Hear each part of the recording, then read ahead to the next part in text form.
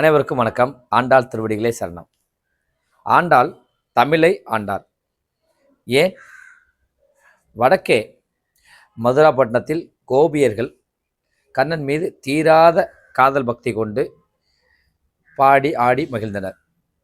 அதன் தொடர்ச்சியாக வேதத்தின் கருத்துக்களை சம்ஸ்கிருதத்தில் காத்தியாயினி நோன்பு விரதமிருந்து பாடி மகிழ்ந்தனர்.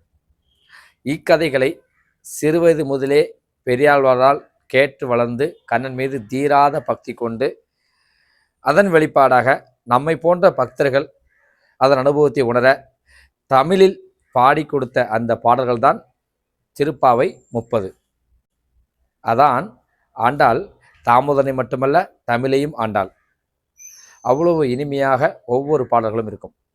அந்த பாடலின் சில குறிப்பிட்ட வரிகளை நாம் தேர்ந்தெடுத்து அந்த அமுத தமிழின் இனிமையை உணர்ந்து வருகிறோம். அதன் தொடர்ச்சியாக இன்று நாம் பார்க்க இருக்கும் அந்த பாடல் வரிகள் 8வது பாசுரத்தின் பாடல் வரிகள். மாவாய் பிளந்தானை மல்லரை மாட்டிய தேவாதி தேவனை சென்று நாம் சேவித்தால் ஆஹா என்று ஆராய்ந்து அருள்வார். இங்கே மா என்பது விலங்கை குறிக்கும்.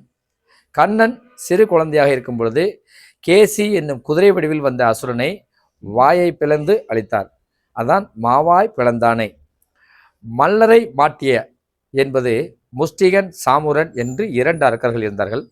அவர்கள் கண்ணனை வதம் செய்ய வந்தபோது நடுவே கண்ணன் நிற்க இருவரும் ஒவ்வொரு மூலையிலிருந்து ஓடி வந்தார்கள். அருகே வரும்பொழுது சட்டென விலகிய கண்ணனால் இருவரும் ஒருவர் மீது ஒருவரே மோதி உயிரை விட்டு மாண்டார்கள். அதான் மல்லரை மாட்டிய தேவாதி தேவன். தேவாதி தேவன் என்பது தேவர்களுக்கெல்லாம் தலைவன்.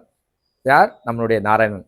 அந்த தேவனை சென்று நாம் சேவித்தால் ஆ ஆ என்று ஆராய்ந்து அருள்வார்.